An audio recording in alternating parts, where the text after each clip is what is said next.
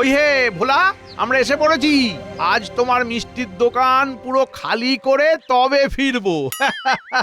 আরে না না, তুমি ভয় পেও না ভোলা, আমরা শুধু তোমার নতুন মিষ্টি চাখবো। কোনো অসুবিধে নেই মহারাজ, আপনারা যত খুশি তত খাবেন।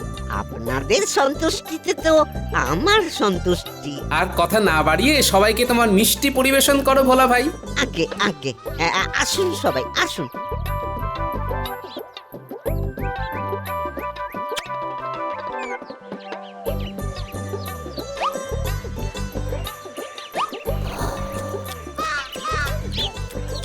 অকল্পনীয়, যেন তাল শ্বাসের এক মধুর অনুকরণ। সাধু সাধু। ঠিক ধরেছ গোপাল দাদা, ঠিক ধরেছ।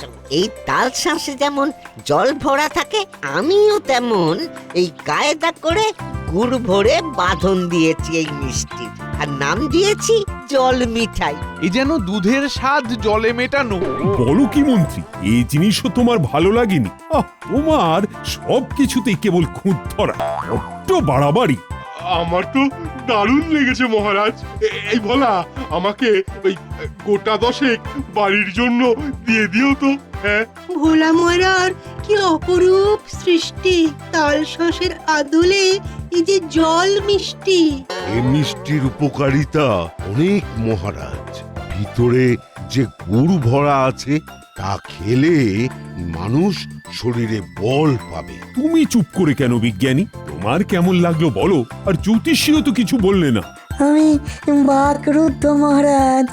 মিষ্টি বানাতে গিয়ে বিজ্ঞানের এমন সুন্দর প্রয়োগ দেখে আমি অভিভূত।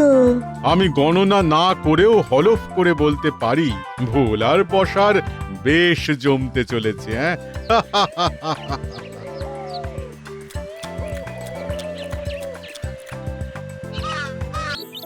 কি গো গিন্নি, আজ কি না খেয়ে উঠে যেতে হবে নাকি? হ্যাঁ, পেটে যে একেবারে ক্ষীর লেগে যাওয়ার অবস্থা। মরণ, তুমি কেন না খেয়ে থাকবে গো? তুমি তো বাড়ি কর্তা। না খেয়ে যদি কেউ থাকার হয় সে তো আমি থাকবো, আমি। আহা, চড়ছো কেন গিন্নি? দাও দাও দাও, কি রেধেছো আজ দেখি? চড়ছি কি আর সাধে? 3 মাইল দূর থেকে আমাকে জল নিয়ে আসতে হচ্ছে।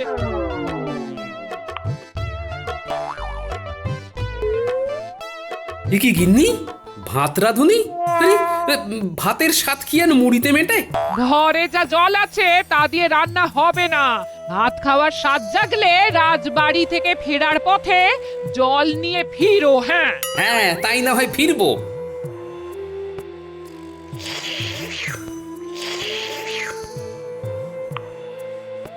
এই মুড়িটুকু কে খাবে শুনি? ওই যে বললাম, ভাতের স্বাদ মুড়িতে মেটে না। ভাত না হয় আমি ওবেলাতেই খাবো। এখন আমি আসি।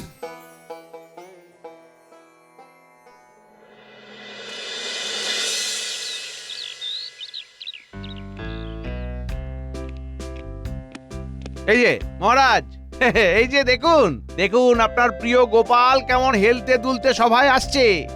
মন্ত্রী, তোমার সবেতেই খালি বাড়াবাড়ি। এসো এসো গোপাল, আমরা তো সবাই তোমারই অপেক্ষায় বসে আছি। দেরি করে আসার জন্য আমি ক্ষমা প্রার্থী মহারাজ।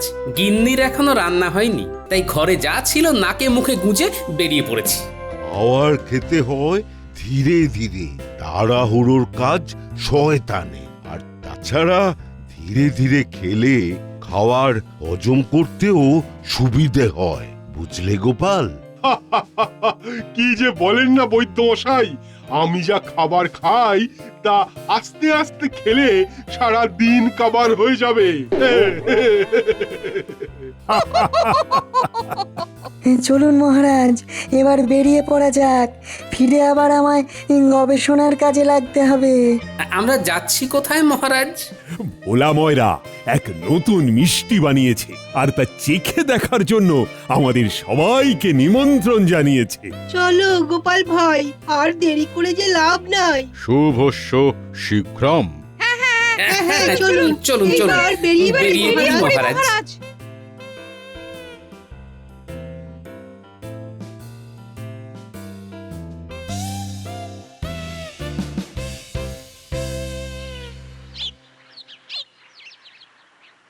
কি গো ভোলা দাদা, একটু একটু জল খাওয়াও না দেখি। হ্যাঁ, তেষ্টায় যে একেবারে গলা শুকিয়ে কাঠ হয়ে যাচ্ছে।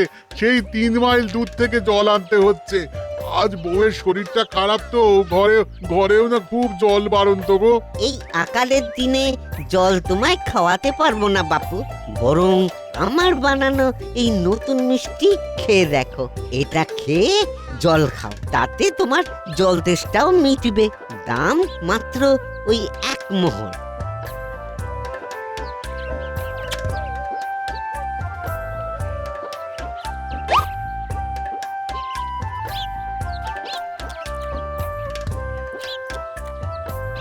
বাবা বাবা বাবা, এ তো দারুণ জিনিস। হ্যাঁ, দাও দাও দাও দাও দাও, আরেকটা দাও দেখি, আরেকটা দাও তো। মহারাজকে মিষ্টি একবার যদি পছন্দ করাতে পারি তাহলেই কেল্লা ফতে।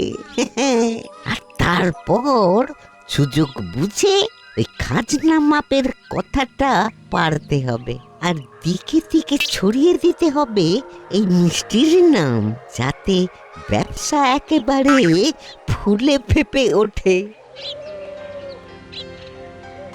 ওই হে ভোলা, আমরা এসে পড়েছি। আজ তোমার মিষ্টির দোকান পুরো খালি করে তবে ফিরবো। আরে না না, তুমি ভয় পেও না ভোলা, আমরা শুধু তোমার নতুন মিষ্টি চাখবো। কোনো অসুবিধে নেই মহারাজ, আপনারা যত খুশি তত খাবেন। আপনাদের সন্তুষ্টিতে তো আমার সন্তুষ্টি। আর কথা না বাড়িয়ে সবাইকে তোমার মিষ্টি পরিবেশন করো ভোলা ভাই। আগে আগে আসুন সবাই আসুন।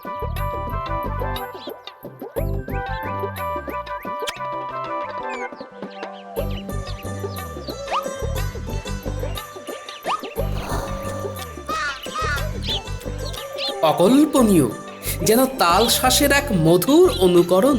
সাধু সাধু। ঠিক ধরেছ গোপাল দাদা, ঠিক ধরেছ। এই তাল শ্বাসে যেমন জল ভরা থাকে, আমিও তেমন এই কায়দা করে গুড় ভরে বাঁধন দিয়েছি এই মিষ্টির, আর নাম দিয়েছি জল মিঠাই। এই যেন দুধের স্বাদ জলে মেটানো। বলো কি মন্ত্রী, এই জিনিসও তোমার ভালো লাগেনি? তোমার সব কিছুতেই কেবল খুঁত ধরা, বড্ড বাড়াবাড়ি। আমার তো দারুণ লেগেছে মহারাজ। এই ভোলা, আমাকে ওই গোটা 10 বাড়ির জন্য দিয়ে দিও তো। হ্যাঁ, ভোলা মরার কি অপরূপ সৃষ্টি! তাল শাঁসের আদলে এই যে জল মিষ্টি। এই মিষ্টির উপকারিতা অনেক মহারাজ। ভিতরে যে গুড় ভরা আছে তা খেলে মানুষ শরীরে বল পাবে। তুমি চুপ করে কেন বিজ্ঞানী? তোমার কেমন লাগলো বলো, আর জ্যোতিষীও তো কিছু বললে না। আমি বাকরুদ্ধ মহারাজ, মিষ্টি বানাতে গিয়ে বিজ্ঞানের এমন সুন্দর প্রয়োগ দেখে আমি অভিভূত। আমি গণনা না করেও হলফ করে বলতে পারি, ভোলার বসার বেশ জমতে চলেছে। হ্যাঁ,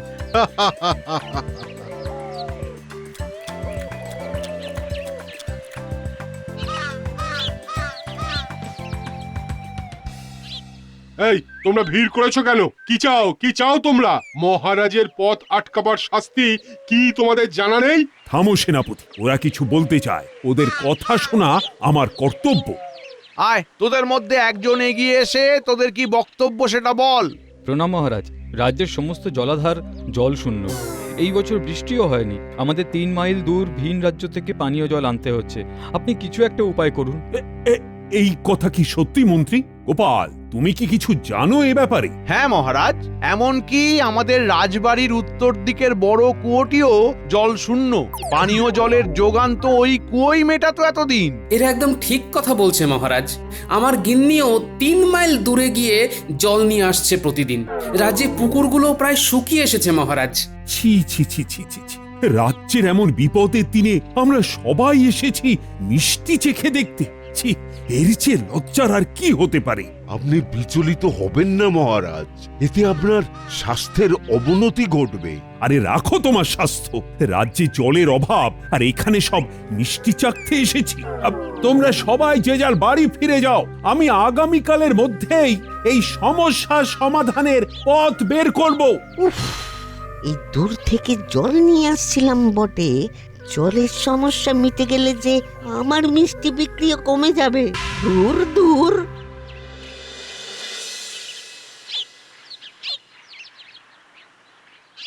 একে একে সবাই বলো তো তোমরা কি চিন্তা ভাবনা করলে? বৃষ্টি না হলে যে কোনো উপায় দেখছি না মহারাজ। তো আমরা কি সবাই এখন নাকে তিল দিয়ে শুয়ে থাকবো বৃষ্টি না আসা অব্দি? এই বছর খরার সম্ভাবনা মহারাজ। আমি গণনা করে দেখলাম বৃষ্টি আসতে এখনো দিন 15 সময় লাগবে।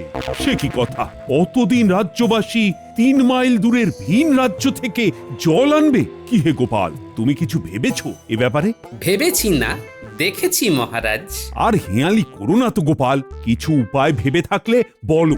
না মহারাজ, গুরুদেব বলেছেন 3 দিন পরে উষা লগ্নে ভোর 5টা নাগাদ রাজবাড়ির উত্তর দিকের কুয়োর সামনে দাঁড়িয়ে আমি 3 বার শাঁখে ফুঁ দেব, আর তারপর রাজ্যের সকলে যদি ওই কুয়োয় 1 ঘটি করে দুধ ঢালে, তাহলে সব জলাধার, পুকুর আর ওই কুয়ো জলে ভরে উঠবে। বললাম না মহারাজ, গোপালের মাথাটা একেবারে গেছে। দুধ ঢাললে নাকি জলে ভরে যাবে।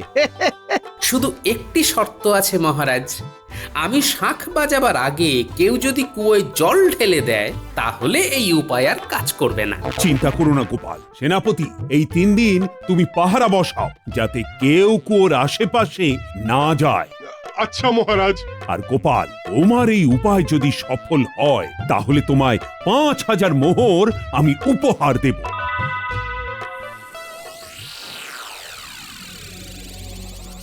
আরে মন্ত্রীমশাই যে কি মনে করে এই পথে? কিরে বটা ঘটা, ওট ওট ওট ওট ওট। এই ভর সন্ধ্যাবেলায় পড়ে পড়ে নাক ডাকছিস, উঠে পড়। না ঘুমিয়ে আর কি করব বলুন, কাজবাজ তো নেই হাতে, তাই খাচ্ছি আর ঘুমাচ্ছি। আরে কাজের খবর নিয়েই তো এসেছি রে। বেশ বেশ, বলুন আপনার কিভাবে কাজে আসতে পারি? এবারের কাজ শুধু তোদের দুজনকে দিয়ে হবে না, আরো অনেক লোক লাগবে, হাতে সময় খুবই কম। আপনি শুধু বলুন কি করতে হবে, লোক ঠিক জোগাড় হয়ে যাবে। আগে হ্যাঁ মন্ত্রীমশাই, শুধু মোহর দিয়ে হাত গরম করে দেবেন, দেখবেন সব কাজ কেমন সুন্দরভাবে হয়ে যাচ্ছে। মোহর নিয়ে ভাবতে হবে না, কাজটা এবার মন দিয়ে শোন। বলুন মন্ত্রীমশাই। আজকের রাতটা বাদ দিলে হাতে মাত্র 2 রাত, তার মধ্যেই কাজ সম্পন্ন করতে হবে। আমাদের রাজবাড়ির উত্তরে যে জলের কুয়োটা, জল ঢেলে ভরিয়ে ফেলতে হবে। হ্যাঁ। বলেন কি, জল তো সেই 3 মাইল দূর ছাড়া কোথাও পাওয়া যাচ্ছে না? হ্যাঁ, সে তো আমি জানি, আর তাই তো তোদের কাছে এসেছি। গোপাল একটা পরিকল্পনা করেছে, ওই শুকনো কুয়োতে ও দুধ ঢালবে রাজ্যবাসীকে দিয়ে, আর তাতেই নাকি খরা দূর হবে। বুঝে গেছি মন্ত্রী মশাই, বুঝে গেছি। গোপালের পরিকল্পনা বানচাল করতে হবে, এই তো।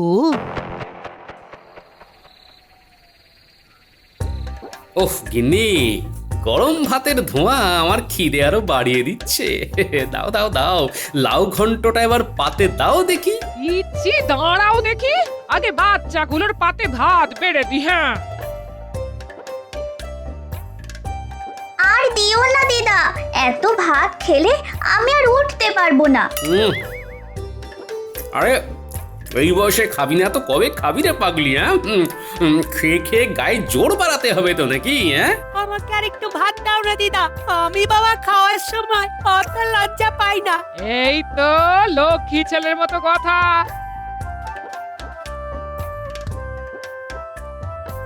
কিরে রেপলা, তোকে আর 2 মুঠো দি? না দিদা, এখন দিও না, আমি লাগলে ঠিক চেয়ে নেব। এখনো পাঠার মাংস বাকি। এই তোরা কিন্তু লাউ ঘন্ট দিয়ে পেট ভরে ফেলিস না। খাওয়ার সময় এত কথা বলো না তো, ওদের শান্তি মনে খেতে দাও। জানো দাদু, এখানে আসার সময় দেখি আমাদের মন্ত্রী মশাই বটা ঘটার বাড়ি থেকে বেরোচ্ছে। নিশ্চয় আবার কোনো পরিকল্পনা করছে দাদুর ক্ষতি করার। ওরা যতই ফন্দি করুক, গোপাল দাদুর পরিকল্পনার সাথে কখনোই পেরে উঠবে না। গিন্নি, ওদের জল মিঠাইটা দিতে ভুলো না কিন্তু, বেশ বানিয়েছে কিন্তু ভোলা মায়েরা।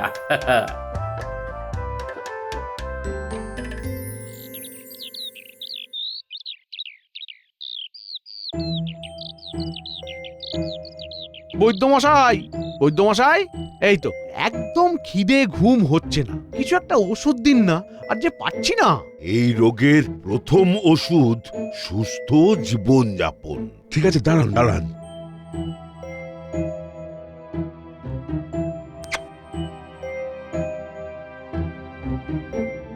আর এই যে পুড়িয়াটা দিলাম, এটা এটা খাবারের সাথে মিশিয়ে খাবে, খিদেও বাড়বে, খাওয়ার পর ঘুমও হবে নাক ডাকিয়ে। কি আর বলবো, রাজ্যের চিন্তায় চিন্তায় খাওয়া ঘুম সব উড়ে গেছে। আপনি বরং আরেক পুড়িয়া দিন, দুদিন একটু নাক ডেকে ঘুমাই। আমাদের রাজ্যের সৌভাগ্য যে তোমার মতো একজন মন্ত্রী পেয়েছে। শুধু মহারাজ বুঝলেন না। হ্যাঁ, সারাক্ষণ খালি গোপাল আর গোপাল। এ নিয়ে তুমি একদম ভেবো না, মহারাজ ঠিক একদিন বুঝবে। নাও নাও নাও, আরো দুপুরিয়া রাখো, এতে তোমার রোগ সেরে উঠবে আশা করি।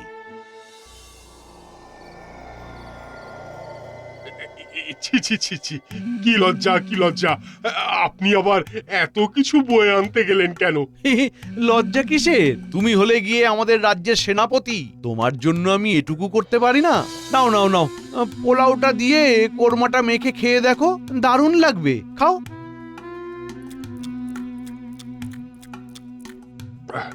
দারুণ হয়েছে রান্নাটা।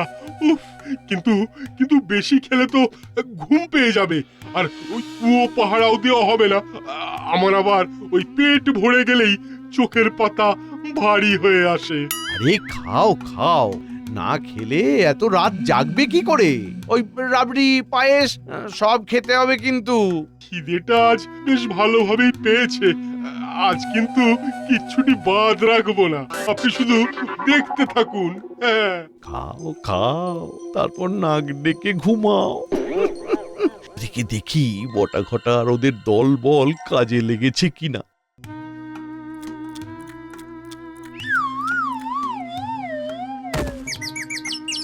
কি, হ্যাঁ, এ তো খেতে খেতেই ঘুমিয়ে পড়লো।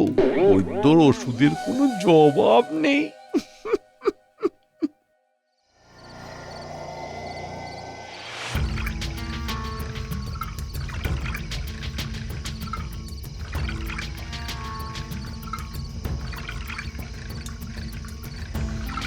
নাও না, ও ভাই, জল ঢালো। এই তো ঢেলে দিলাম। ব্যাস, আজকের মতো কাজ শেষ। বাবা বাবা, খুব সুন্দর হচ্ছে। কি হে বটা ঘটা, কাজ কর দূর। কুয়ো তো প্রায় অর্ধেক ভর্তি, আজকের মতো আর জল না ঢালতে বললাম। হ্যাঁ হ্যাঁ, পাছে সেনাপতি জেগে যাক আর কেলেঙ্কারি বাঁধুক। ও আর জাগবে না, ওষুধের গুণে নাক ডাকছে। কাল কাজটা গভীর রাতের আগেই সেরে ফেলিস, কাল আর সেনাপতিকে ওষুধ খাওয়ানো যাবে না। আজ ঘুম থেকে উঠে ও নিশ্চয়ই কিছু সন্দেহ করবে। যথা আজ্ঞা মন্ত্রী মশাই।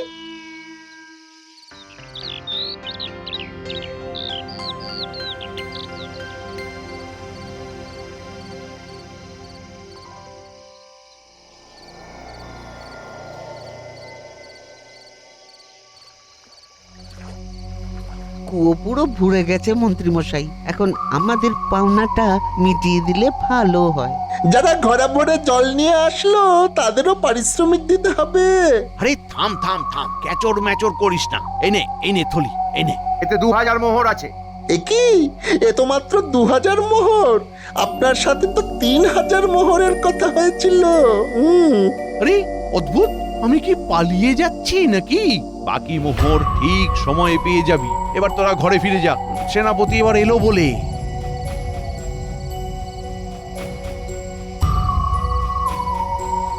আজ খাবার নিয়ে গিয়ে দেখি বেটা আগে থেকে খেয়ে দিয়ে বসে আছে, তাও এক হাড়ি দই সাবড়ে দিল। ওতে যা ওষুধ ছিল তার রেশ এতক্ষণে কেটে যাওয়ার কথা।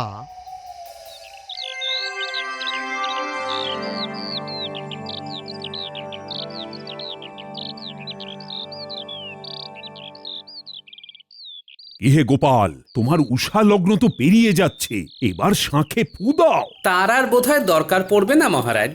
কেন গোপাল, কি হলো তোমার স্বপ্নাদেশের? কি হলো তবে? কুয়ো এমনিতেই জলে ভরে গেছে মহারাজ।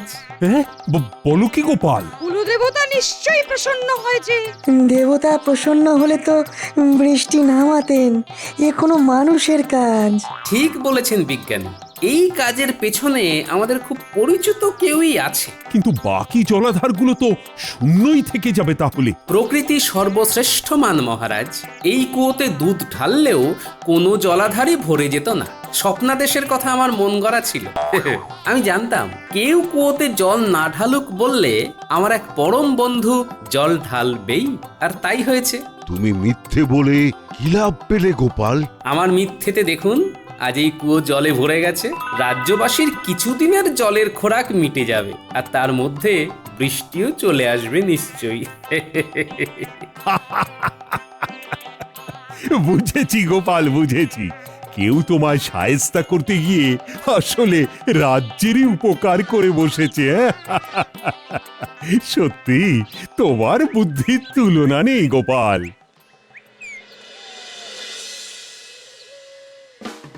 মন্ত্রী, খাজাঞ্চিকে নির্দেশ দাও গোপালকে ৫,০০০ মোহর দেওয়ার জন্য। কিন্তু কেন রাজামশাই? গোপাল তো কিছুই করলো না। আমি তো বটা ঘটাকে দিয়ে মানে না মানে কি যেন। কি মন্ত্রী মশাই, এমন ভিমড়ি খাচ্ছেন কেন? কি বলতে চাও মন্ত্রী, ঠিক করে বলো। আমার ভুল হয়ে গেছে মহারাজ। আমি লোক ভাড়া করে এই কাজ করিয়েছি, ওই গোপালের পরিকল্পনায় জল ঢেলে দিতে।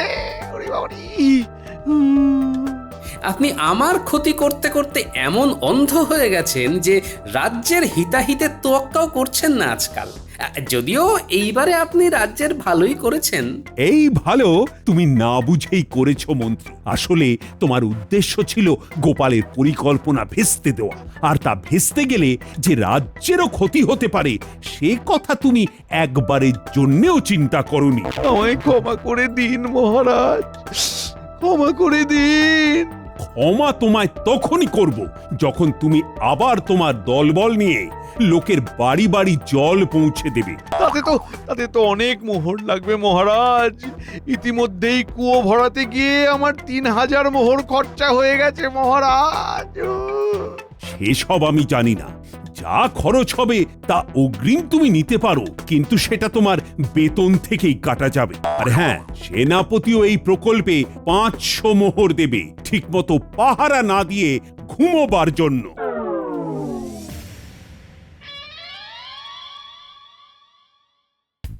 বাড়িতে আছেন নাকি মন্ত্রী মশাই? মজা দেখতে এসেছো নাকি? না না, আপনার জন্য এই ১,০০০ মোহর নিয়ে এসেছি, ওই জলছত্র প্রকল্পে দান করার জন্য। এই অর্থে যদি আপনার ঋণ খানিক লাঘব হয়। তোমার এই সাহায্য আমার লাগবে না গোপাল। কি ভেবেছো আমি কিছু বুঝি না? মহান হতে এসেছো? মহান? না মন্ত্রী মশাই, আপনি ভুল বুঝছেন। আমি আপনার সাহায্য নয়, রাজ্যবাসীর সাহায্যের জন্য এই অর্থ দিলাম। মহারাজ নিজে আমাকে তদারকি করতে বলেছেন, সব বাড়ি বাড়ি জল পৌঁছচ্ছে কিনা দেখবার জন্য। তাই কোনো ফাঁকি দিলে চলবে না কিন্তু।